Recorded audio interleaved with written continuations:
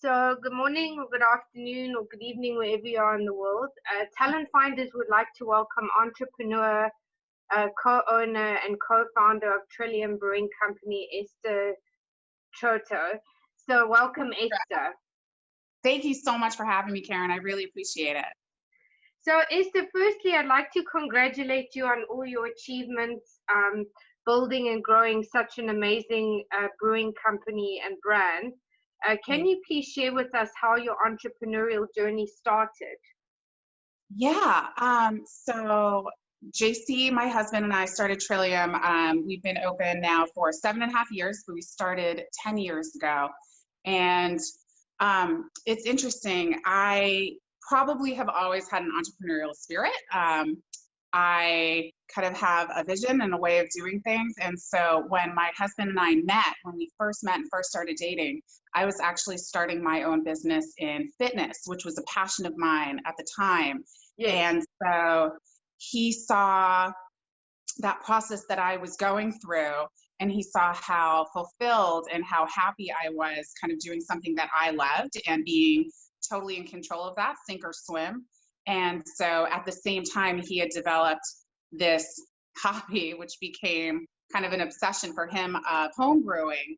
And Yes. so we came to the realization at a certain point that like this was his passion and this was something that he wanted to see if we could pursue together. And so we jumped in, and so we decided to start a brewery and give it a few years to see if it took off. That was kind of just as craft beer was peaking where we are in the US in Boston.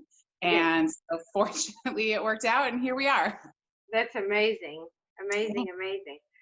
So as a seasoned business owner, how is holding an MBA from Bentley's McCallum School of Business helped you in running a business?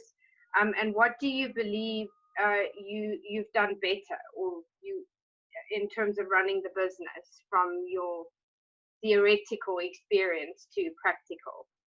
Sure.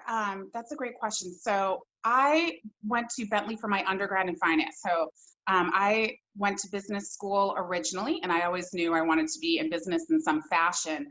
So when I went back for my MBA, I think one of the things that really helped me a lot at Bentley specifically, it's a very entrepreneurial program. So even though I was pursuing an MBA in business data analysis, which is essentially statistics, it was really helpful for me to take an academic approach to entrepreneurialism and leadership. So it's funny, I took several classes in leadership and specifically in negotiation, and understanding that leadership is a skill. It's something you have to practice. I think that taking that approach and really making it mindful. Some people are just naturally innate leaders. And maybe I have that, maybe it's something that's a learned skill, and I think I'm constantly working on it. But acknowledging that it's something that you have to work on, I think was really helpful for me, as opposed to just kind of blindly guiding my path forward. So everything I do in terms of leadership and for our business is really methodical, and I take a look at it strategically. And so it was cool. I actually took one class in negotiation that was fascinating. It was a true negotiation class. So every week you got a packet and you were on one side of a negotiation. And so your partner had their kind of takeaways, like what they needed to get out of it, and you had what you needed to get out of it. And what the professor didn't tell you the first week is that if you won, if you got everything you wanted, that meant that somebody else was not going to get what they wanted. You'd get a 4-0, they'd get a 2-0. And so, and so the most successful negotiations obviously are give and take. You have to be willing to sacrifice. And that meant that both sides would get a 3-0 if everything was going to be even.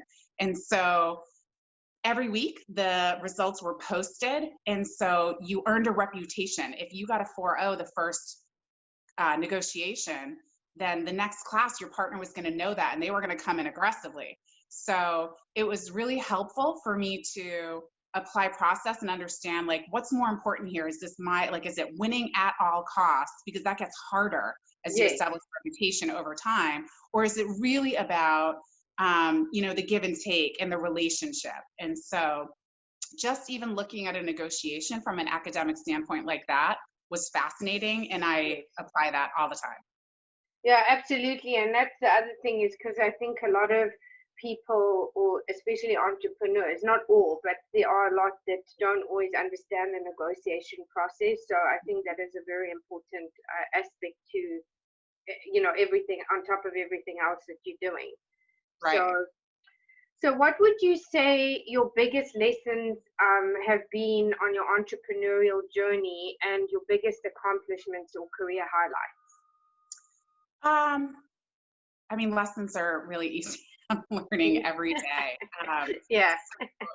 A couple of the biggest lessons that I've learned personally have been through growth. And so, they're kind of connected actually. So as you're starting a business, for us, JC and I started, we both had other careers and small children. And so we started with one full-time employee and two part-time employees. Yeah. And so it's a big commitment when you're living literally like you make a batch of beer, you sell a batch of beer, and then you have to invest that money into something else. So whether it's going to payroll, whether it's going to more ingredient costs, whether it's going to, new equipment, it's really tight line. It's a very fine balance at that point in time. And so for us, control and expanding the team was really difficult because we didn't know if we were going to make it. And employing somebody for us is a really huge responsibility. And so if you're making the commitment to work for me, I'm responsible for your rent, for your family. Like it feels so heavy. It's such a commitment. So I think in the beginning, we held on too much. And so we tried to do too much ourselves rather than expanding the team. And so what that did is it stressed us out. It stressed the team out. We couldn't do everything ourselves, especially when we were juggling so much in life. And so I think that we didn't invest in bringing on new people and expertise soon enough. Yeah. So then our next that's also a fine balance, because like you say, you have to weigh up, what you're bringing in and, being able to support people, staff that come in or employees that come in. So it's a very tricky balance. Yeah, so that was difficult because it's not that we didn't want to bring people along on this journey with us. It's more that like I felt so much responsibility and commitment to these people. And if it wasn't going to, in my mind, I'd given Trillium 3 years. I told JC, we'll give it 3 years. We put all of our money in. And at that point, if it wasn't going to work out, then we would have time to rebuild our careers and my kids' college funds and all that. So knowing that in the back of my mind, it felt difficult to commit to other people and to have them come on and be all in and support us when I was like, I don't even know if this is going to work. Yeah. So that was first. But then at a later point in time, as we started to grow a lot and grow quickly, well, then we were like, great, we need help, we need support, we need people. So we did. We really invested in expanding our team. And so we brought on a ton of expertise. But I think we trusted and didn't verify, which is a lesson that I've learned. Yes, which is huge.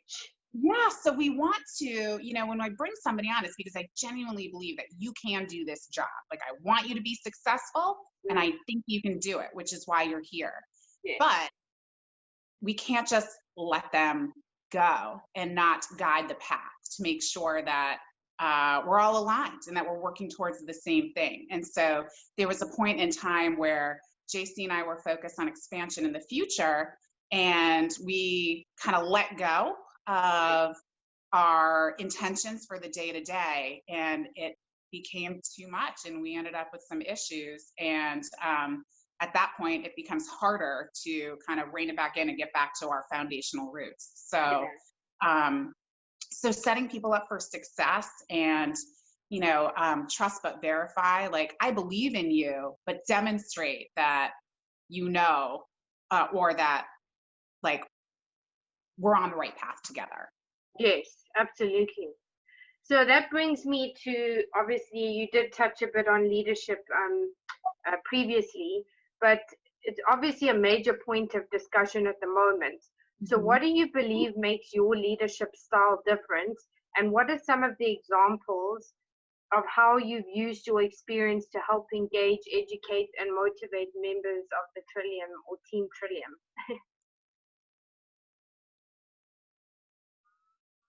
Time, and I would have calls with a couple of my vice presidents that report directly to me that are our senior leaders, Yes, and they had a difficult time like, are you talking to your kids right now, or are you talking to me, because I've heard you say these exact same phrases. So I'm very transparent and clear about what my expectations are. We are results oriented at work and at home. Everything in life is about like, what are we trying to accomplish here, and what's the best way to do that. yes, So as I said, this trust but verify, for example, um, nothing puts up red flags for me more than like, trust me, I got this. Like, don't worry about it, I got it. And I want to believe that you've got it. But wouldn't it feel amazing for me to hear your strategy and then say, yeah, you do have this. Like, great, go for it. We are totally aligned, set up for success. yes, So I'm a planner. I want to know what the plan is. I want to look for potential pitfalls and gaps. And so that's how I approach leadership with our senior leaders. I want them to take the same strategy. And so we've done a lot with leadership development at Trillium specifically. As I mentioned, one of the mistakes that I made early on was just kind of letting people go and floating out in the middle of the ocean by themselves, sink or yeah, swim. That doesn't feel good. no, So I think it's so important to set expectations, be clear about them, but also define the elements of leadership for um, for the team. So, an example is everybody talks about teamwork. So, what does teamwork mean to you?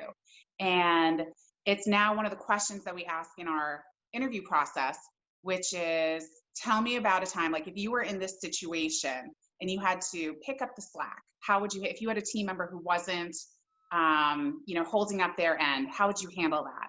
And yes, so some people might say, as a good team member, if we're focused on results, I'm just going to pick up the slack. I'm going to do what needs to get done because the project has to be completed. We have to achieve this goal, whatever it is. That's not what we want at Trillium, actually. So even though, it might not feel right to, some people think they're like ratting out their team member and saying like, this person's really not holding it up. It's not about that. For us, what we see is like an opportunity to develop the whole team. Because if yes, you've got one person who's a superstar, just like an overachieving performer, who's going to get it done, that person ends up, feeling resentful yes, that they are covering so much, that they're doing more than their fair share. And maybe they're not getting recognized because nobody knows that they're doing somebody else's job. That doesn't feel no, you're enabling another member of the team to do less than their fair share and saying that's okay because we'll take care of it. So for us, teamwork means raising the bar and the performance for the whole team. And yes, so one of the ways that we have focused on leadership at Trillium is I have an amazing HR director partner. She is a great part of Team Trillium, and we have created this program that we call Leaders Labs. And so we've been rolling these out for we've been working on it for a couple of years. And for the last year, we do leadership development courses for all of our managers because we want to define these elements and give them tools of success. And so I think that just defining some of the values of leadership and being super clear and telling both our leaders and our whole team how we make decisions, how we approach situations, and what we value, I think that kind of sets us apart. yeah, absolutely. So what would you say the 3 key pieces of advice you would give to other entrepreneurs, and what legacy or how would you like to be remembered? I mean, number one for me is passion. Yes. I think that if you're going to start a business, you, at some point, you're going to have to sell yourself. You're going to have to sell a product. You're going to have to sell something. And if you don't passionately love what you're selling, that's visible to people. And so I think that, some people might want to just take a jump into, starting a business, and that's great, but find something that you're really passionate about Yes. and find the opportunity to sell that. Like, where is your market, right? So for me, passion is always number one. You have to really love what you do. I think another thing is, I mentioned this is one of my mistakes, but surrounding yourself with help, build a team for yourself, and be confident enough to relinquish control of the things that you can't do everything yourself. You're just No. not going to be able to. So at some point, you're going to have to make some decisions about what's your highest value work. What should Yes. you really be doing to drive the success of your business? And then you need to find people, amazing people, who want to support you to do the other things. Yes. As a husband and wife partnership team, that dynamic can be, delicate at Yes. times. Because you also have to try and not bring work home and still be present for your children. So I guess Esther Trillium, it's all jumbled up. It's all the same thing here. Yes. But to focus on, to make sure that we maintained our relationships. So it's not just results for us, it's about relationships too. That's both at work and at home. What we do is, at one point in time, I'm sure you're familiar with SWOT analysis, right? Strengths, Yes, weakness, I am. opportunity. So we were having some challenges, both at work and at home. And rather than focusing on each other's weaknesses or like what the threats to our relationship or business might be, I put a little spin on it, and I had us both do an exercise where I identified my interests. What did I want to be working on for the business, for Trillium? And same for him. I had him do the same, but then I identified what I thought his strengths were, what he was really good at, and he did the same for me. So we focused on the positive, and then we took a look at that and said, like, great, what lines up here? What do I want to do? What do you think I'm good at? I'm going to focus on these things, and then we need to fill the gaps. So that helped us to find a support system with employees around us. So that's where we started recruiting to fill in those gaps, so we could focus on what we were good at and what we wanted to be working on. Amazing. And then what legacy would you like to leave?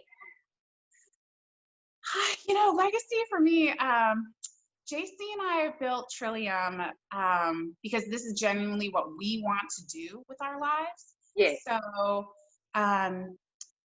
people talk about exit strategy, and my kids right now are 10 and 8. I hope that someday they are interested in being involved in Trillium. And literally just yesterday, my daughter told me she wants to be just like me when she grows up. So that's amazing. Parental success. Like, nothing's going to top that for me. Yeah. But I hope that my legacy is in empowering others. I'd love for my children to be successful, and no matter what they want to do. And I would love for whether Trillium lives on after JC and I are done or not, that's less important to me than what people have to say about what we have achieved in that time together, and all the people who've been with us, what they're now working on. So I think that if they can say that they feel successful and they've had a great opportunity, that would feel good to me. No, that's amazing.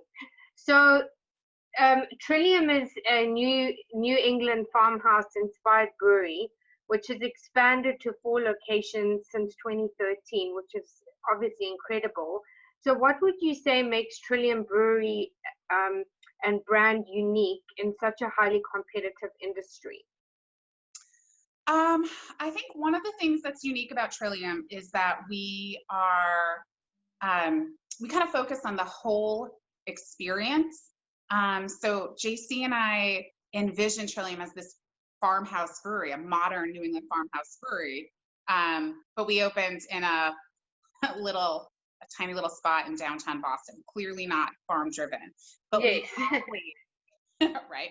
We've always had an eye on the full circle. So like, for example, beer is an agricultural product. We want to be able to produce that product that we're putting out there. So we want to be able to grow the ingredient, like focus on locally and responsibly sourced grains or fruits. And so we actually do have a farm now and are finally producing from the farm menu items at the restaurant. But it's about all of the dots, connecting all of the dots for both the quality of the product, the experience that we've created for people.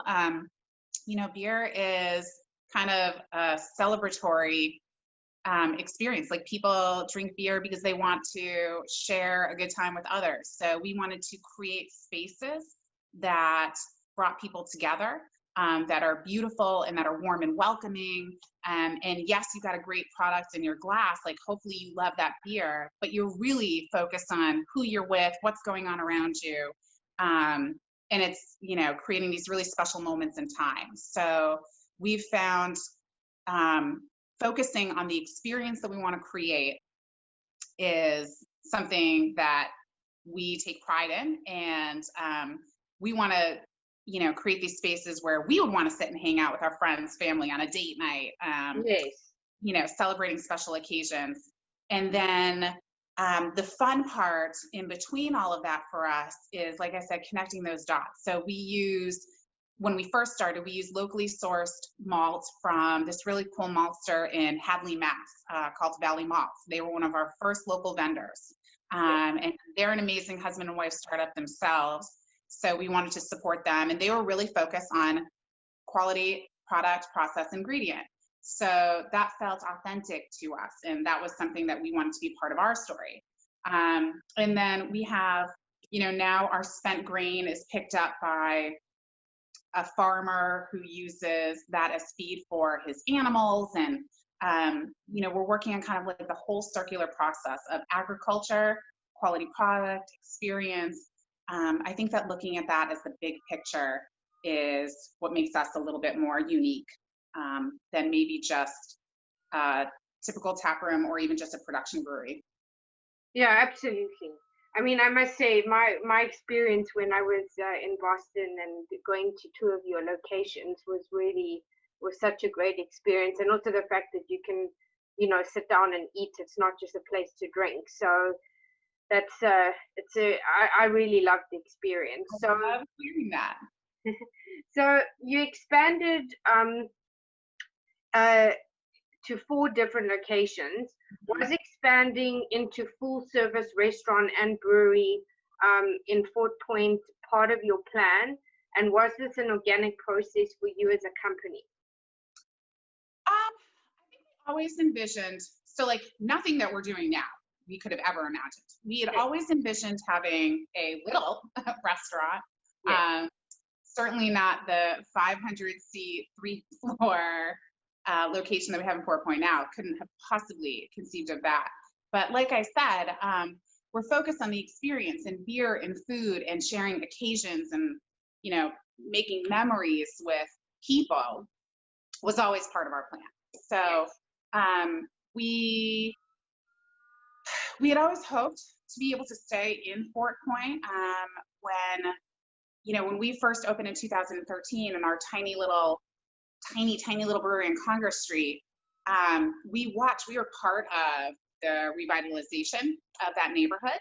And so we certainly weren't the first to open, but we've watched that neighborhood really explode around us. And so in Fort Point, in Boston specifically, there are such really cool, independent and unique restaurants and bars and stores and other makers. And so it's a really cool, it's actually an artist community. Yes, I love it. It's amazing. Yep. We love it. And now the Seaport has expanded significantly around us, around kind of our perimeter, or like on the other side of Fort Point. And so we were watching this explosion, this rapid explosion, and really getting kind of nervous that we wouldn't be able to afford to stay in the neighborhood for our expansion. So we knew, like the first week we were open, that we were going to eventually need more space. And so we started looking, but rents just kept skyrocketing around us, and there weren't many vacancies. And beer production, brewing is manufacturing, so you need light industrial space and access. So we started to get really nervous, actually, that we were not going to be able to stay. And so there was a turning point for us in our business mentally, where we were actually negotiating a lease in the neighborhood. And so we had signed a letter of intent. We were moving forward with our planning process, but it didn't feel right. The relationship that we were negotiating, just, it was too directive. They were putting a lot of pressure on us to kind of steer our business operations. And we were feeling really uncomfortable because we felt like we know our business, we know what we need to do, and we need to be able to adapt. That's been one of our keys to success all along, is understanding what our customers want, the neighborhood around us, like the changing environment, and be able to pivot if necessary. And so there was a point where we looked, JC and I looked at each other, and we were like, I don't feel good about this. No. I don't want to do this. Are we willing to walk away and potentially lose it all? And said yes, because we weren't willing to compromise or sacrifice or be really boxed into our future. And so we walked away from that lease thinking, that's it, we're out of the neighborhood. And within a couple of weeks, actually, we had the opportunity presented to us by another landlord in the neighborhood to go into the space that we're in now.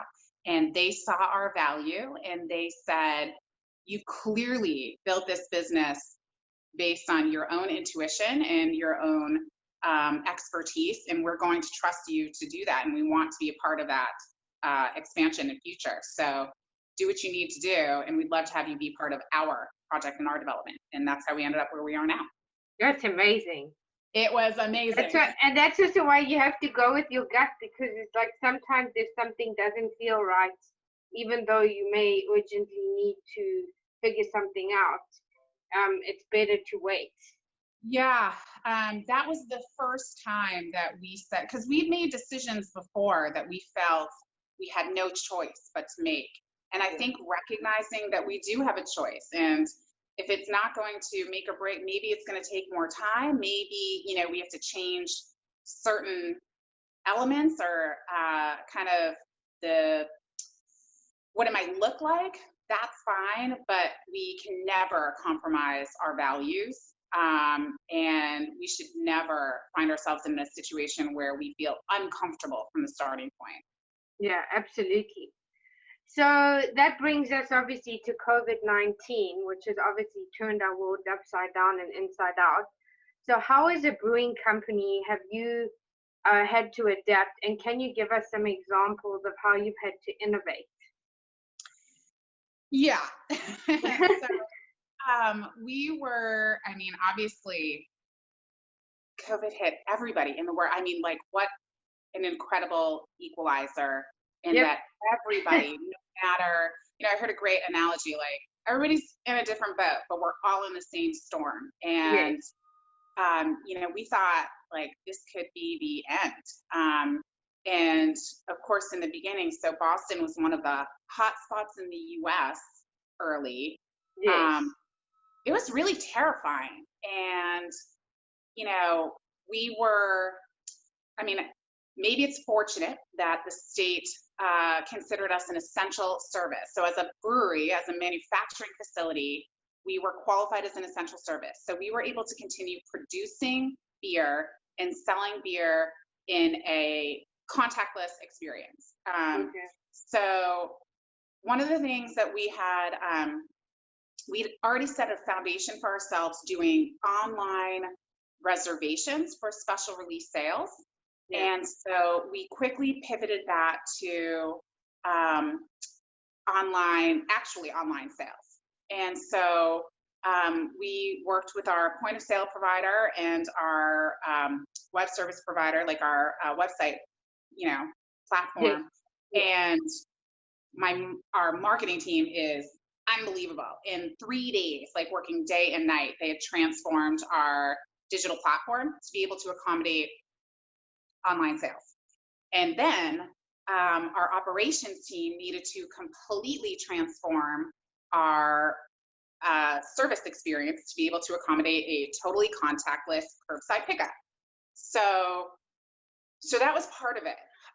And then I think that, first and foremost, safety is number one in everything we do. So we have a safety team, and we took a look at our operations, and we really thought, like, how are we going to make sure that our team feels safe, that we keep our team safe, that they feel safe, that our customers are comfortable? How can we do this? So we, day and night, kind of analyzing all of the protocols that we have in place, and what do we need to do to feel comfortable ourselves going into this new environment. Yes.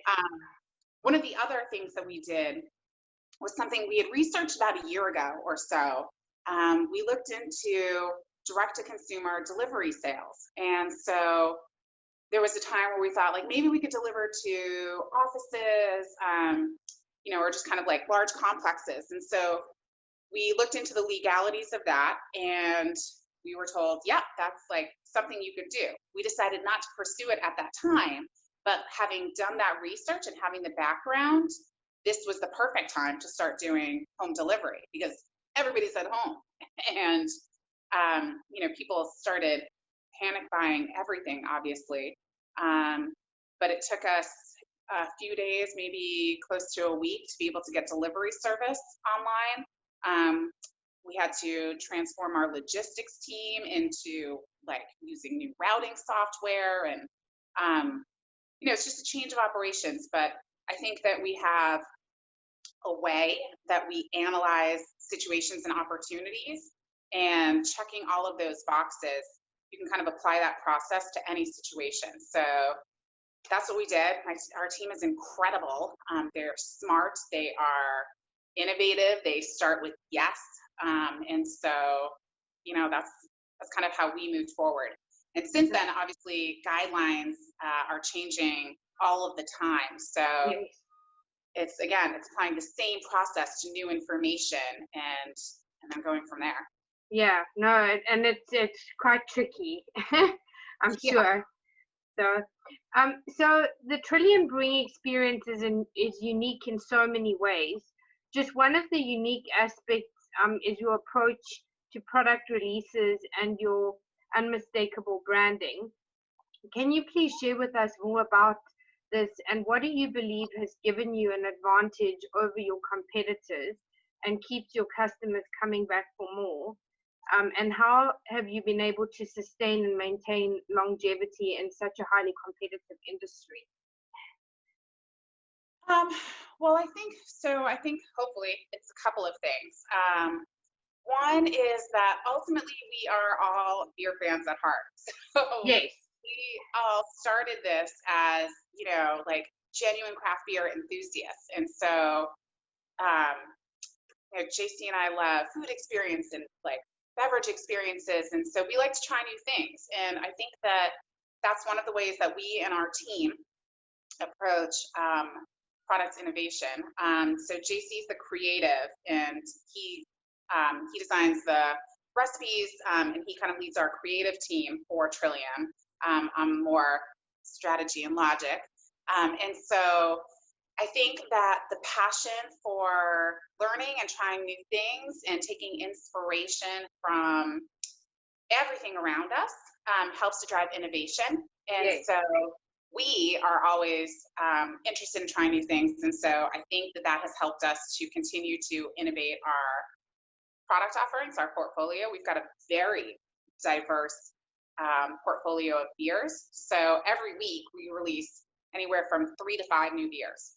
Wow, that's amazing. like it's very stressful sometimes for our team, but it's exciting at the same time. And I think that it keeps customers coming back for more. Yes. So, and also it keeps things fresh, right? It's not like you're yeah. just going and drinking the same beer at the same watering hole, so to speak. Yeah. And so I think one of the other keys is consistency and especially quality. So, you mentioned our branding and our logo design. One of our best friends is actually the graphic designer who still hand draws every one of our labels. And his name is Kevin Simo. He's actually started his own company called Fairfolk now. And he's been on this path with us from the beginning. He designed the labels for our very first homebrew beers at our wedding. And so he knows us and knows Trillium so well that he maintains a cohesiveness to the brand identity. So when you see one of our beers, like, it's a Trillium beer just from the label. Yes. And then a focus on quality and consistency, I think, has given our customers an expectation that, like, they can be willing to try something new because we're so focused on making sure that it's going to be high quality, world's class, that they can trust. Like, might not be for them, but they know that we've put the attention and care in, and they're willing to, try it out, take that risk with us. Yeah, no, that's amazing. So in 2018, you and JC were nominated as James Beard Foundation semi-finalists for Outstanding Wines and Spirits, or beer professionals, as well as named finalists for Empire Builder of the Year by Eater Boston in 2019. So can you share with us more about this, and do you feel that this opened doors to other business opportunities? It's still like a little bit mind-blowing to me and us, I guess. We were actually in an airport on an 8-hour delay when the James Beard nominees were released. And so I don't think I really processed that for a while. I was just like trying to figure out, are we going to get on this flight or not? I had 2 kids going crazy in the airport. And getting all these text messages like, congratulations, this is amazing. And we're just like, what is happening right now? That was very surreal. That was crazy. And so I think that JC and I have never really been like award driven. So we take personal pride in what we do, and the product that we make, and, the experience and the brand that we put out there to the world. So it's incredible to, feel that other people recognize that dedication, and that attention to detail, commitment to quality. That is, it feels good. But I don't think that that's ever really driven us. And in terms of providing opportunities, I'm sure that it has. But even still, I think we're so deep in it still, like so deep in growth and building, that it's hard to recognize or like just take a step back and look at it from outside or above. We do get offered, some pretty incredible opportunities. And as I've mentioned already, we have the foundation now to be able to be choosy, to make sure that anything that we commit to or that we align with feels right and is fully in line with who we are and our core values, and is mission driven like we are. Yes. So I'm sure it has to be in alignment, right? Yes, absolutely. Because otherwise, you're just not set up for success there. No. So, yeah. So let's talk about beer. People around the globe seek out Trillium Beer. And just last year, you were ranked one of the top breweries in the world by Rate Beer. So what makes Trillium Beer special, and how do you keep innovating and improving? So, continuous improvement is actually one of those core values that we talked about. And, yes. At our hearts, we are, at the core, we're passionate and we love experiences and education. So Those are really important values for us, where they just inspire us to continue to learn and grow. And I think that there are plenty of companies that can make like one amazing product and just say, this is it. We can't possibly make this any better. And we're just going to continue to sell this forever. And that's great. But like for us, that's not what drives us personally or gives us a sense of satisfaction. We're always looking to learn and try new things and grow. And so I don't think there's ever just peak, like, this is it. We've made it the best we can and we're just going to be done from here. That's not what drives us. And so we have the last few years, which is actually, COVID is really squelching our inspiration now, but we have taken inspiration from other brewers in the industry. Like the last few years, we've had the opportunity to really travel around the world and make new friends in beer. They're, for as prevalent as craft beer is in the world right now, it's still a pretty small community. There aren't that many craft breweries when you compare it to some other businesses. So there aren't that many people that really understand, what we're going through, the challenges that we face, the industry that we're in. And so finding other brewers to connect to has been life and business changing for me and JC. We've made some incredible friends, and so around the world. And so learning from them has helped to inspire us as well. So that's one thing that I think is really cool. And then, just continuing to experiment and try new foods. We recently hired a new chef for the restaurant. Can't wait to reopen there. Yeah, very excited. And so our new chef, and we have now our farm in Connecticut is producing. So we have a market gardener kind of running our farm down there. Sorry. No, that's okay. So working with these new people who are inspired themselves, that just sparks a whole new element of creativity. Yeah, that's amazing. So that leads me to the final question. Trillium is very active in the community and supports numerous local philanthropic organizations. You also sit on the Family Reach National Advisory Board. Can you share with us more about your passion for philanthropy and giving back from a personal and company perspective? Yes. I think that giving back generally has always been something that is really important for me and JC. And that's something that, like in our hearts, we are very much aligned on. And so that helps our partnership immensely because we have the same values there. And so, it's, as we've grown, our perspective on it has grown as well. I think that while we certainly come from a place of privilege in so many ways, at the same time, we have worked really hard and we are constantly forging a path ourselves. And so I think that in some ways, yes, I'm sure we are set up for success.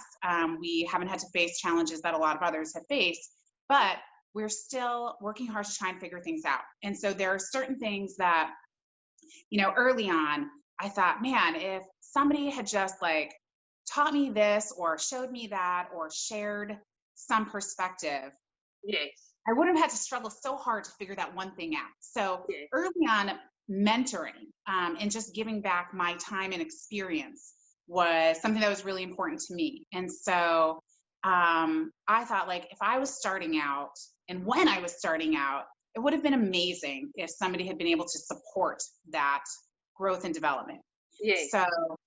So mentorship and teaching and just sharing of information. And, we do that in collaboration now. Like that's always been, that's always felt good and felt right to me. Now, in terms of, expanding that reach. Yes, I'm on the National Advisory Board for Family Reach now, which is an incredible organization that provides financial support for families going through long-term cancer treatment, Oh, and wow. typically pediatric cancer. So she is okay now, but my sister was diagnosed with cancer 3 days before we opened Canton in 2015. And so we were so incredibly fortunate that she was able to, like, one of 2 hospitals in the country that was able to provide treatment happened to be in Boston, of course, Boston, Yes. a medical, research hub. So she was able to live with us while she was going through daily radiation. And so now, she was married, and so she had to stop working for a year. Her husband had to keep working to support them, and so Yes. he couldn't be with her. And I would go to her treatments with her, and I saw these, I get it just like breaks my heart remembering it now, but I'd see these parents sitting in the waiting room talking to their significant other, and they were from like Iowa and Florida, and they'd traveled to Boston to care for their child, but Yes. left a significant other and other children at home. Oh, And no. you start to recognize the impact that that cancer or Yeah. just illness in general, but that it has on the whole family. And Yes. so JC, prior to Trillium, worked in oncology research, actually. Oh, And so, wow.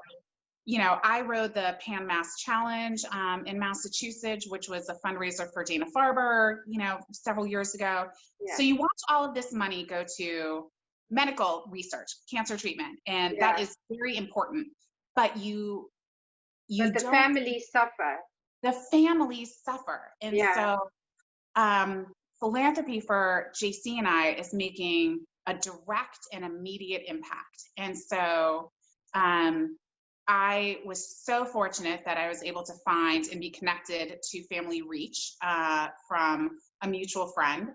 And they were doing exactly what we wanted. Like, how do we help these families? Like, yes, research is important, but how do we make a difference for people? And I think that's always kind of driven us, is how can we directly connect, whether it's through education, experience, financial support, like how can we make a difference for people and families? And so that's kind of what's driven us all Well, along. that is amazing. Thank you so much, Esther. I'm so inspired, and I hope our listeners will be inspired as well. So if people would like to connect with you, what would be the best platforms to do so? So we have so many platforms and Yes. social media now. So you can follow me or message me. I am at Mrs. Trillium on Instagram and Twitter. Yes. And I am on LinkedIn as well, Esther Treteault. So I think I'm most active on those platforms. But if you visit our website, www.trilliumbrewing.com, there are several ways to connect with us there. Awesome. Well, thank you so much, and hopefully we can have you back in the future to see where your journey's taken you. Thanks, Karen. It's all an adventure. I still appreciate your time and your interest. Thank you so much. It's a pleasure. Take care. You too.